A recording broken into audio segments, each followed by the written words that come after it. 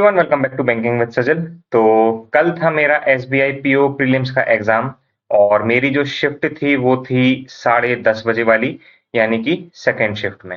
First of all extremely sorry, क्योंकि मैं analysis exam का लेट दे रहा हूँ, लेकिन प्रॉपर एनालिसिस दूंगा। इतना गारंटी से बोलूंगा कि इस शिफ्ट का एनालिसिस जो मैं बताऊंगा वैसा कोई नहीं बताएगा। मतलब एकदम डिटेल में क्या हुआ क्या नहीं हुआ सब बताऊंगा। तो मैं अराउंड अपने एग्जाम सेंटर पे पहुंच गया था 9:45। और सबसे पहले आप में से ये बताएं कि जबलपुर में ग्लोबल नेचर केयर संगठन रेंगवा बाईपास पाटन रोड पे किस किस का सेंटर था, और अगर था तो आप लोग प्लीज ये चीज कंफर्म कीजिएगा कि फर्स्ट शिफ्ट वहां कितनी लेट छूटी थी और सेकेंड शिफ्ट का पेपर कितनी लेट चालू हुआ था। हम लोगों की लास्ट एंट्री का टाइम था 11:30 बजे और 11:30 बजे हम लोगों की एंट्री शुरू हुई थी।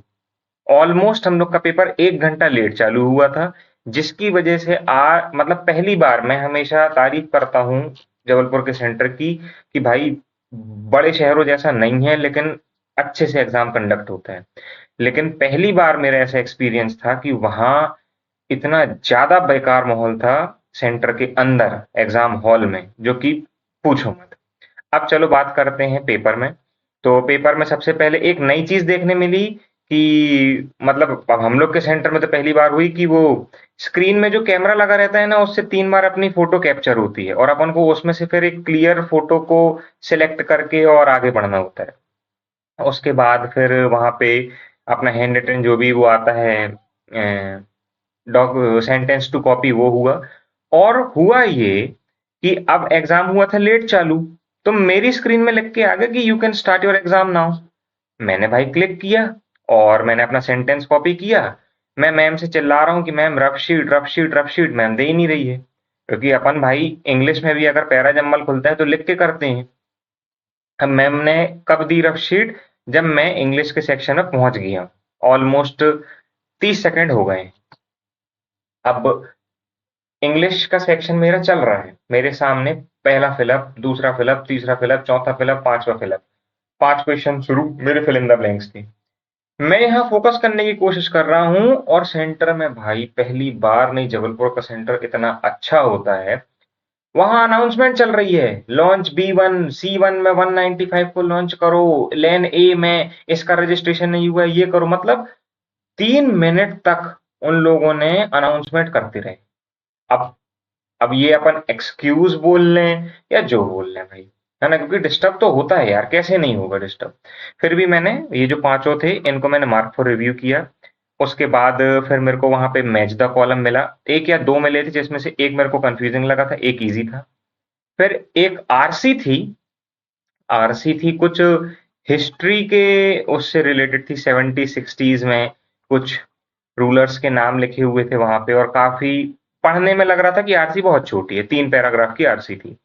लेकिन आरसी के क्वेश्चन, मतलब मैं ये कहना चाहूंगा कि RC is not at all easy. अगर कोई इजी कह रहा है तो उसकी इंग्लिश का लेवल बहुत अच्छा है।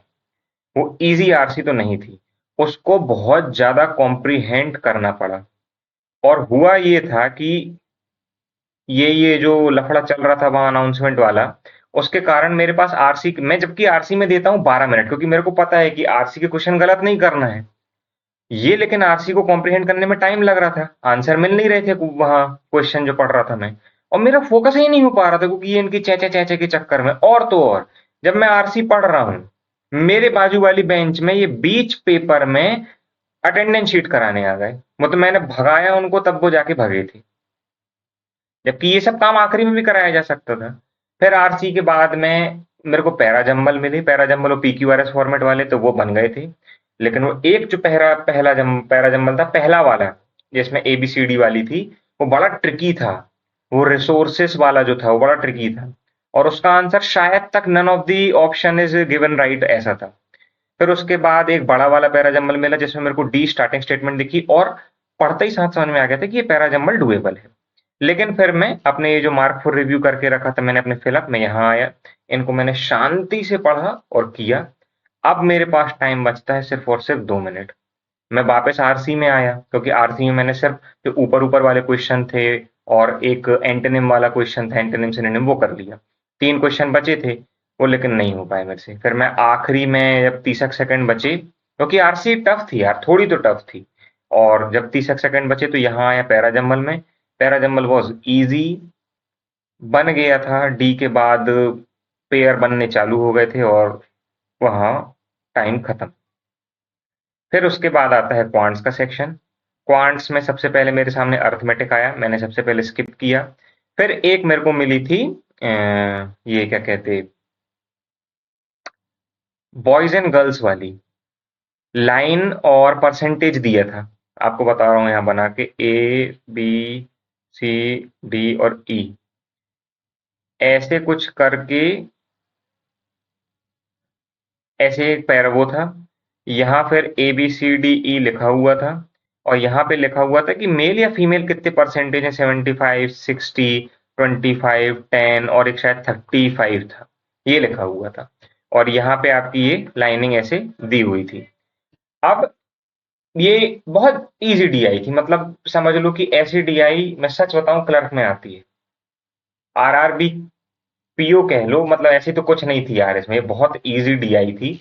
और इसके बाद एक डीआई और थी अपनी मैन्युफैक्चरिंग और सोल्ड वाली, वो भी बहुत इजी, मतलब मैक्स टू मैक्स 6-7 मिनट में दोनों डीआई रैप अप हो गई थी पूरे क्वेश्चंस के साथ में। फिर उसके बाद वहां एक 3 नंबर की केसलेट थी, मार्क्ड प्राइस और कूपन वाली, अभी अपन इस पे बात करेंगे। और 3 थी मिसिंग नंबर सीरीज। तो मैंने पहले इसको स्किप किया क्योंकि थोड़ा सा केसलेट का डर। इसमें गया, 2 क्वेश्चन कर लिया।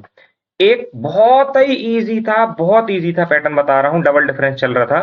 पहले डिफरेंस था तो मेरे को याद आया था किसने तो बताया था, कौशिक सर ने ये चीज बताई थी कि अगर शुरू में अपन को गैप दिख रहा है और आगे जाके मल्टीप्लाई दिख रहा है, तो उसका मतलब कई बार ये होता है कि जो नीचे वाला अपना डिफरेंस है उसमें मल्टीप्लाई चल रहा हो। तो वो था ये कि 4 9 28, फिर उसके बाद यहाँ पता नहीं क्या दिया था। तो ये था × 2 + 1, × 3 + 1, यहाँ × 4 5 + 1, और यहाँ पे था × 5 + 1। तो यहाँ 113 था, तो 65, 565 और 566 के गैप से 282 को प्लस करना था शायद, ये आंसर था। और यार ये मैं बड़ा, एक तो वो माहौल बन जाता है ना एग्जाम को, थोड़ा गलती कर रहा था तो नहीं हुआ। तो मैंने हिम्मत रखी और मैंने कहा चलो केसलेट करते हैं। केसलेट में आया, केसलेट में दिया हुआ था कि एबीसी के मार्क्ड प्राइस क्या है, और दिया हुआ था कि एक टाइम पे एक कूपन लगता है, और वो कूपन थे पी, क्यू और आर। फिर नोट दिया हुआ था कि पी की वैल्यू 35 है, क्यू की 20 है, आर की 30 है परसेंट, ऐसा। तो अब मार्क्ड प्राइस में अगर अपन कूपन लगा देंगे तो फिर आएगा अपना सेलिंग प्राइस। ठीक है, मैंने कहा इसके क्वेश्चन, अब कुछ लोग कह रहे हैं कि 5 थे भाई, लेकिन मेरे हिसाब से 3 थे यार इसके क्वेश्चन। मेरे को तो नहीं लगे 5 क्वेश्चन इसके, मेरे को तो 3 ही लगे थे। आप में से ये चीज कंफर्म करना, 3 थे कि 5 थे। मेरे को तो 3 लगे थे, क्योंकि ये डीआई थी भी 3 ही क्वेश्चन लायक यार। और मैं नहीं छोड़ता हूं, अगर मैंने मार्क फॉर रिव्यू तो किया था, अभी ध्यान नहीं आ रहा कि मैं गलती करके आ गया हूँ, क्या किया हूँ। अब ये सब मैंने कर लिया, अब मेरे पास बचते हैं वहां पे ऑलमोस्ट 5 से 4 मिनट बचे हैं। मैं फिर एक बार आया नंबर सीरीज पे, एक मैंने मार्क फॉर रिव्यू करी थी उसको किया, अब मेरे पास बचे 3 मिनट। 3 मिनट में मैं आया, मैंने अर्थमेटिक 4 मार्क फॉर रिव्यू किए थे, एक टाइम एंड वर्क का, एक बोट एंड स्ट्रीम का, एक बॉयज एंड गर्ल्स वाला था, और एक था अपना पार्टनरशिप का। और गलती कहाँ हो गई, बॉयज एंड गर्ल्स वाला उठा लिया, उसमें इक्वेशन बननी थी। और एक इक्वेशन मैंने a+b की जगह 110 जो दिया था उसको मैंने कुछ और लिख लिया। उसमें पूरा मेरा ये 3 मिनट खत्म हो गया, और मेरे क्वांट्स में अटेम्प्ट सिर्फ और सिर्फ 16 क्वेश्चन हुए, जबकि क्वांट्स करने वाले ने 30 किया होगा। इजी इतना था, बहुत इजी क्वांट्स था, मतलब 20+ तो किसी भी हालत में करना था। अब मैं जो चीज आपसे हर बार बोलता हूँ कि एग्जामिनर एग्जामिनर क्यों है, क्यों वो थोड़ा सा टीचर्स और मार्केट से अलग सोचता है। यहाँ पे जो लाइन ग्राफ था, ये 98 से 100 कितना था, पता नहीं, जितना भी था, तीन तीन का गैप था और उसको अपन को 4 से, या 3 नहीं, 4 4 का गैप था और उसको अपन को, मतलब वो 12 था, तो पर लाइन में 3 का गैप था। और आपको पता है कि आईबीपीएस में बड़ा देख के ऐसे बैठना पड़ता है कि क्या लिखा है क्या नहीं।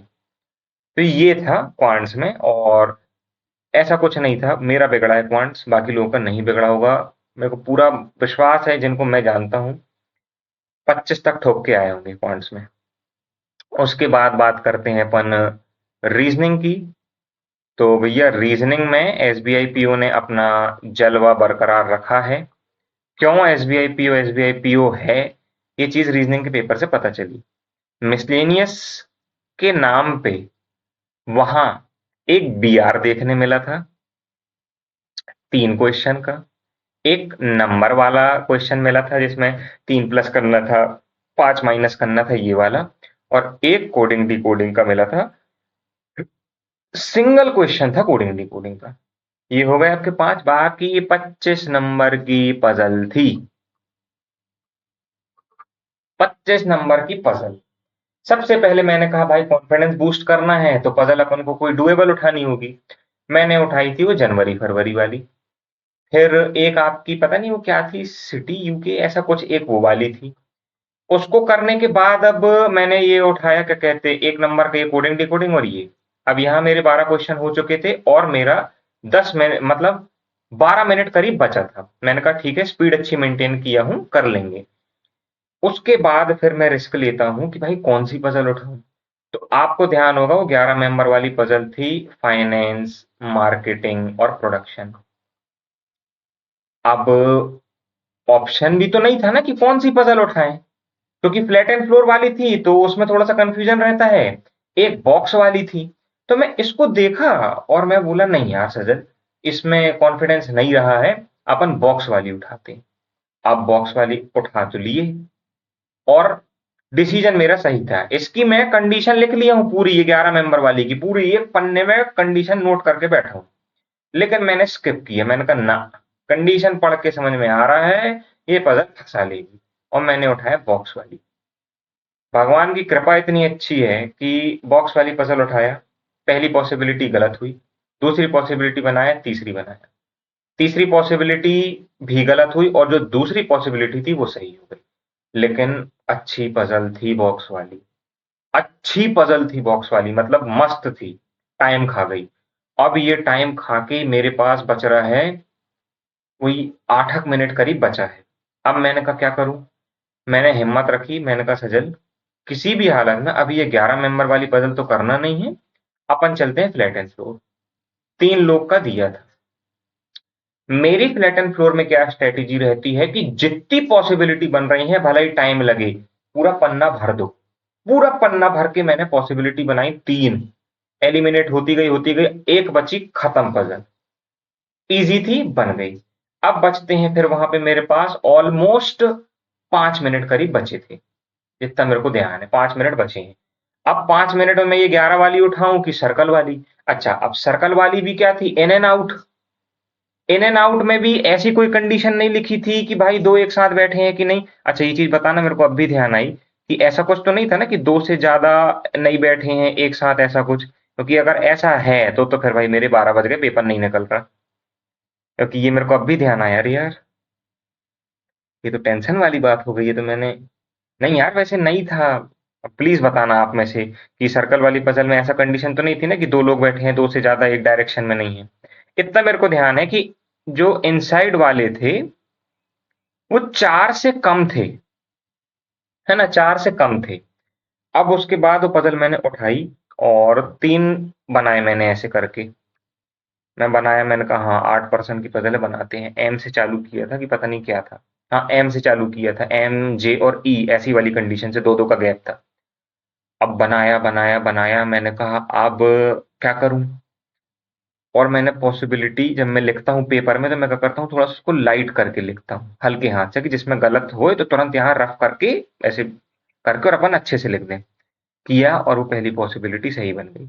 अब सही बनी है कि नहीं बनी है ये मुझे नहीं पता, क्योंकि ये चीज, ये जो बोल रहा हूँ ना, ये बता देना यार, नहीं तो टेंशन हो जाएगी। वो बन गई, मैंने मार्क किया फटाफट। अपने वहां क्वेश्चन हो गए 25। ठीक है, मन में थोड़ा सा सेटिस्फेक्शन आ गया था कि 25 क्वेश्चन हैं। अब 1 मिनट बचा था, तो ये 11 मिनट 11% वाली पजल बची थी। अब मेरे को पता था ये बनने से तो रही, तो मेरी गलती मैं कई बार कहाँ कर देता हूँ, इस वाले क्वेश्चन में और इसमें, है ना? नहीं नहीं नहीं नहीं नहीं, मेरे पास बचे थे 2 मिनट, हाँ हाँ हाँ, तो मैंने बी आर उठाया। बी आर उठाया, बी आर छोटा था लेकिन था करने लायक, सिंगल पॉसिबिलिटी बना, बी आर किया। बी आर के बाद मेरे पास 1 मिनट बचा था, तो 1 मिनट में मैंने कोडिंग डिकोडिंग चेक करी। कर पहले लिया था, मैंने कहा चेक कर लेते हैं, गलत तो नहीं किए, क्योंकि मैं कर देता हूँ गलत तो फिर दिक्कत बनती। ये था मेरा पूरा एग्जाम स्टार्ट होने से एग्जाम एंड होने तक की जर्नी। उसके बाद फिर वो 3 बार फोटोग्राफ कैप्चर हुई थी स्क्रीन पे। एग्जाम हुआ, और एग्जाम से हम लोग समझ लो कि हमारी शिफ्ट 1:30 बजे बाहर निकले थे हम लोग। 1:30 बजे बाहर निकले थे। अब आप सोचो, जो जबलपुर से होगा वो प्लीज ये चीज कंफर्म कीजिएगा कि एग्जाम सेंटर में कल दिक्कत तो हुई थी। उसके बाद जो एसबीआई के जो आए थे, एक सर हैं, वो हमेशा आते हैं, तो मैंने उनसे कहा, मैंने कहा सर ये आज जो चीज हुई अच्छी नहीं है।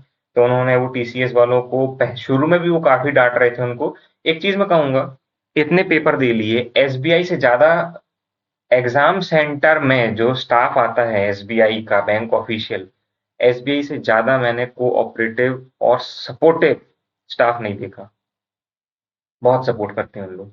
जब शिफ्ट लेट छूटी थी ना, उनके चेहरे में टेंशन दिख रही थी कि भाई ये लोग स्टूडेंट्स के लिए कंसर्न है, नहीं तो इनको क्या है, ये तो डाल देंगे सेंटर वालों की पर कि आप कराइए भाई, हम तो अपना देखने आए हैं, ड्यूटी करने आए हैं। नहीं, लेकिन उन्होंने वहां पे अटेंडेंस शीट से लेकर रजिस्ट्रेशन वालों तक को बिल्कुल बोल के रखा था कि जल्दी करो, किसी भी बच्चे का लेट नहीं होना चाहिए। इवन मेरी तो एक सर ने हेल्प भी करी थी। मैं अटेंडेंस शीट में साइन करने गया, और जैसे ही मैं करने गया वो उठा के ले गया दूसरी जगह। सर कहते हैं तुम अपनी जगह बैठो, मैं भेजता हूँ इनको कराने के लिए। तो मैंने कहा नहीं सर, मैं कर ले रहा हूँ जाके। और ये था मेरा टोटल ओवरऑल एग्जाम, है ना? मेरा एग्जाम, सही बताऊं, अच्छा नहीं हुआ है। क्यों बोल रहा हूँ? रीजनिंग में एक तो अब भी ये मेरे को अब समझ में नहीं आ रहा, भाई प्लीज बता देना यार, ये ऐसी कंडीशन तो नहीं थी ना कि 2 लोग एक साथ बैठे हैं, 3 लोग वाली ऐसी कुछ, क्योंकि मैंने देखा नहीं हूँ यार, वो ध्यान नहीं आ रहा, वैसे तो नहीं थी। और रीजनिंग मेरे को मेरी ठीक लगी, क्वांट्स मेरी बहुत ही ज्यादा खराब हुई है। और इंग्लिश में इतने कम अटेम्प्ट थे मेरे जितने आज तक मेरे मॉक में नहीं हुए। तो भैया चांसेस तो नहीं है, सीधी बात आपसे बोलूं, है ना? और इतनी भी चीज समझ में आ गई कि लाइब्रेरी में मॉक लगाना कहीं ना कहीं थोड़ा सा, अब मेरे को पैटर्न चेंज करना पड़ेगा। ये मेरे को आदत हो गई है मॉक लगाने की, बहुत ही ज्यादा, एकदम क्वाइट, एकदम ही शांत एनवायरनमेंट में, कि आजू बाजू कोई हल्ला नहीं। अब लाइब्रेरी लाइब्रेरी भाई, वहां कहाँ हल्ला होता है? और वहां हल्ला होता है एग्जाम सेंटर में। मतलब सेकंड और थर्ड सेक्शन में तो मैं आ गया था माहौल में, मेरी रिदम बन गई थी, लेकिन फर्स्ट सेक्शन में घबरा रहा था। और होती यार घबराहट, देखो अब एग्जाम सेंटर में आप पहुंचो, लेट हो जाए, फिर ये हल्ला गुल्ला हो, तो ऑब्वियस सी बात है। तो ये सारी चीजें हुई, मेरा एग्जाम एक्सपीरियंस अच्छा नहीं था। मैं कहूंगा सेम लास्ट ईयर जैसा था, same to same last year जैसा, इतना ही कर पाया था वहां भी, पिछले साल। पिछले साल लेकिन नंबर तो अच्छे निकला नहीं था, लेकिन नंबर तो अच्छे आए थे, 59.50 आए थे। और 60 मैंने कुछ अटेम्प्ट किए थे, तो नॉर्मलाइजेशन में चीजें हुई होंगी। नॉर्मलाइजेशन तो इसमें भी होगा। अब आज 2 अगस्त है, तो आज 2 ही शिफ्ट में एग्जाम है ना? और मेरे को जितना समझ में आया कि कल चारों शिफ्ट में मैक्स, मतलब क्वांट्स सबसे ज्यादा इजी मेरी शिफ्ट में आया था। ठीक है, जो हो गया सो हो गया, अब आगे के पेपर टारगेट करते हैं, है ना? करंट अफेयर अपन आज से पढ़ना चालू कर देंगे। मैंने तो स्मार्ट कीड़ा का मॉक ड्रिल बाय कर लिया है। जिसने नहीं किया है भाई, मेरा रिव्यू देख लो, 1-2 दिन और रुक जाओ। अगर रुके हुए हो इतना तो मैं और आपको थोड़ा सा टेलीग्राम में अपडेट कर दूंगा, तो टेलीग्राम चैनल ज्वाइन कर लेना कि लेने लायक है कि नहीं है। तो अब मिलते हैं नेक्स्ट वीडियो में। नेक्स्ट वीडियो रहेगा आईबीपीएस क्लर्क का, और देखते हैं अब आगे क्या होता है क्या नहीं, क्योंकि अब अपन रिजल्ट के भरोसे तो बैठेंगे नहीं यार, पढ़ना तो पड़ेगा अपन को, क्या भरोसा निकल जाए। भाई देखो, कह नहीं सकते हैं, क्योंकि पेपर इजी आया है, पेपर उनने इजी बनाए हैं, तो कट ऑफ बढ़ भी सकती है और कट ऑफ कम भी हो सकती है, क्योंकि इंग्लिश ट्रिकी थी और रीजनिंग मेरी शिफ्ट में लोग कह रहे हैं कि हार्ड थी। अब मेरे से बनी है तो क्या पता उसको हार्ड बोलूं या ना बोलूं, है ना। कट ऑफ 65 तो नहीं, मेरे को लगता है कि 62 के अराउंड जाना चाहिए कट ऑफ, है ना। 62 के आसपास लगता है मुझे कि जाएगा। एवरेज अटेम्प्ट के हिसाब से बता रहा हूँ मैं, बाकी करने वालों ने यार बहुत अच्छा किए, 80 तक किए मेरी शिफ्ट में, क्योंकि होते भी यार क्वांट्स बहुत इजी था, गलती मेरी थी। तो चलिए मिलते हैं नेक्स्ट वीडियो, तब तक के लिए टाटा बाय बाय।